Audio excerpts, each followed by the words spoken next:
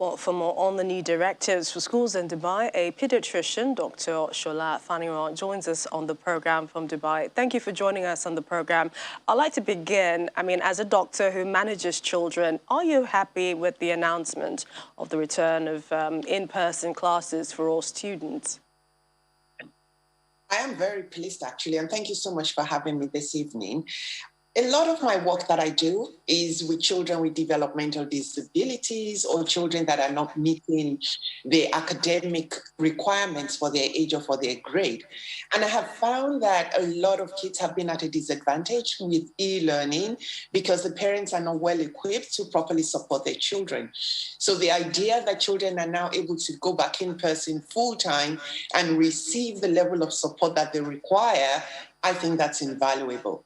And the added fact that they now have the opportunity to socialize. I've seen increased cases of families worried if their child has autism because the children's social skills are not what is expected. Little kids don't have the opportunity to interact with others.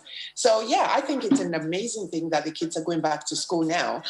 But it's really important, though, to make sure that all the guidelines are appropriately followed and adhered to, because we are seeing increased numbers of COVID in children. And as you all know, the vaccine is only approved for children above the age of 12, although we do have the Sinopharm that is being recommended for children over the age of 3 years in Dubai. Do you think that vaccination should be made compulsory, especially if there's a likelihood that you might have a student or a teacher who is unvaccinated and perhaps in the same room with those who are vaccinated? It's going to be rather hard to make it compulsory for everybody to get vaccinated because there are people on medical grounds that cannot have the vaccine. So immunocompromised people, you have to be careful and speak with your oncologist before you decide to vaccinate the children. Or if you have any issues with clotting or any other, there are quite a number that might have concerns about vaccination. But the more we talk about vaccination, the more we help people understand that this is a life-saving measure, not only for the individual that is vaccinated, but also for the community as a whole. Then hopefully we'll get more uptake on people getting vaccinated as well. So vaccination has been around for a long time, and we know the kind of diseases we used to have in the last 50 years, 100 years, that we now have eliminated because of vaccines.